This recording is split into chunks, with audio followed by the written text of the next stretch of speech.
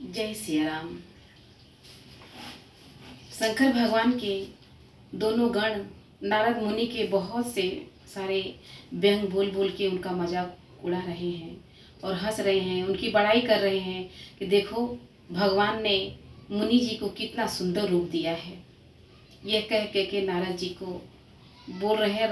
नारद जी बहुत प्रशंसा कर रहे हैं और इतनी माया मोह के जाल में फंसे हुए थे कि वो उनको कुछ दिखाई नहीं दे रहा था। मोहिनी विश्व मोहिनी के सिवा उनको कुछ दिखाई नहीं दे रहा था। तो रामचरितमानस का बालकांड का मैं आपको सुनाने जा रही हूँ। आगे देखिए नारद के साथ क्या क्या भगवान खेल खेलते हैं। बोलो श्री रामचंद्र की जय। मुनि ही मोह मन हाथ पराए, हसहि शंभु गनयति सचु पाए। जतपि सुनहि मुनि अटपटि बानी, समुझहि न परहि बुद्धि भ्रम सानी। नारद मुनि को मोह हर रहा था, क्योंकि उनका मन दूसरे के हाथ माया के वश में था। शिव जी के गण बहुत प्रसन्न होकर हंस रहे थे। अगपि मुनि उनकी अटपटी बातें सुन रहे थे, पर बुद्धि भ्रम में सनी हुई होने के कारण वे बातें उनकी समझ में नहीं आती थी। उनकी बातों को वे अपनी प्रशंसा समझ रहे थे। शंकर भगवान के गण नारद जी के अटपटी बातें बोलते थे, लेकिन नारद जी उस पर ध्यान नहीं देते थे, क्योंकि वो तो माया जाल में फंसे हुए थे और उनको सिर्फ विश्व कर मोहिनी के सिवा उनको कुछ भी याद नहीं था।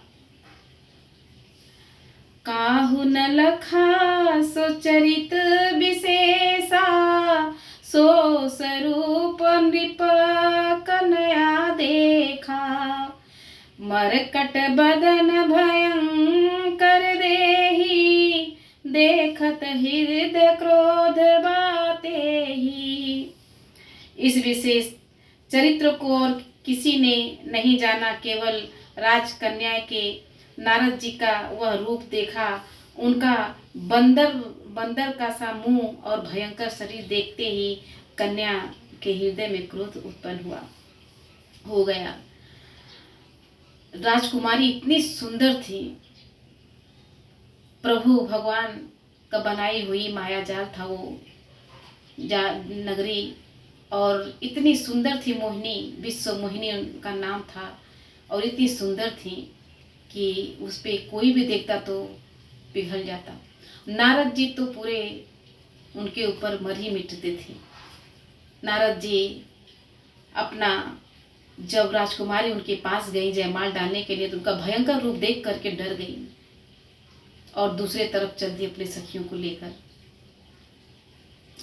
सखी संग ले कुंवरी तब, चली जनु राजमराल।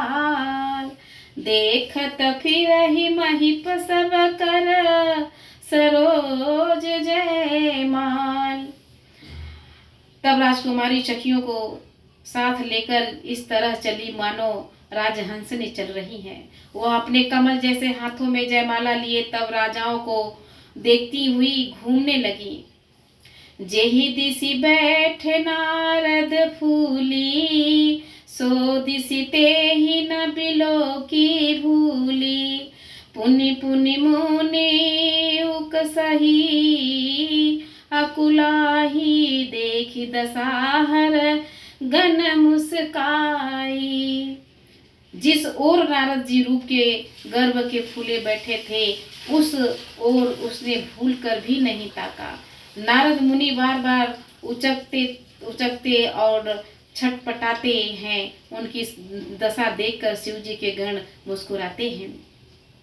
नारद जी जब राजकुमारी उनके नारद जी की तरफ से जब हटकर दूसरे तरफ चलने लगी, तो नारद जी इधर उधर बैठने लगे और छटपटाने लगे कि मैं इतना सुंदर हूँ, भगवान ने मुझे इतना सुंदर रूप अपना दिया है, तो राजकुमारी हमें क्यों नहीं जयमाल डाल रही हैं, हमें क्यों नहीं अपना वर चुन रही हैं। लेकिन उनको क्या मालूम कि उनका मुंह इतना विराट है कि बंदर के जैसे है।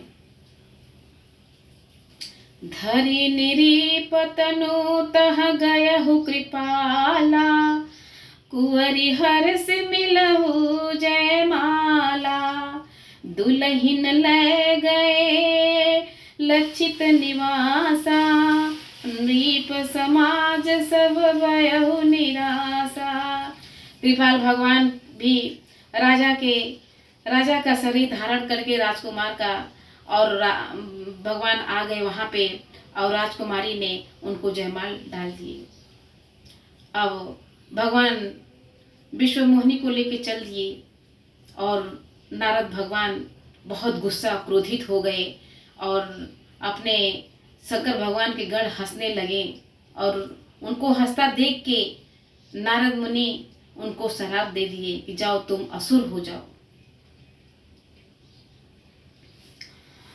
कृपालु भगवान भी राजा का शरीर धारण कर वहां जा पहुंचे।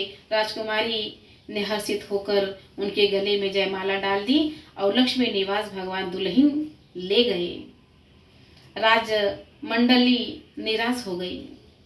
मुनियति बिकल मोहिमति नाठी, मनि गिरी गई छूटी जनु गाठी। तब हर गन बोल मुस्काई, निज मुख मुकुर बिलोक जाई। मोह के कारण मुनि की बुद्धि नष्ट हो गई थी, इससे वे राजकुमारी को गई देख बहुत ही विकल हो गए, मानो गांठ से छुटकर मणि गिर गई हो। तब शिव जी के गणों ने मुस्कुराकर कहा, जाकर दर्पण में अपना मुंह दे तो देखिए। अस कही दो भाग्य भय भारी, बदन दीख मुनि बारी निहारी। बेसु बिलो की क्रोध यति बाढ़ा, नित्य नहीं सराप दीन यति गाढ़ा। शंकर भगवान के गणों ने नारद जी जब बहुत दुखी और क्रोधित हो गए तो दोनों गण ने कहा नारद जी से कि जा करके पहले अपना शीशे में मुंह देखिए, पहले अपने शीशवा में मुंह देख लीजिए कि हमारा मुहवा तुम्हारा मुहवा कैसन हो। अब जाके नारद जी जब अपना पानी में जल में अपना मुंह देखते हैं तो उनका मुंह एकदम बंदर की जैसे भयंकर मुंह है। अब वो क्रोधित होके चल दिए भगवान के पास कि आज उनको मैं छोड़ूंगा नहीं। आज वो क्या समझते हैं अपने आप को कि आज उन्होंने मेरे साथ छल किया। अब नारद जी चल दिए भगवान के पास। बोलो श्री रामचंद्र की जय।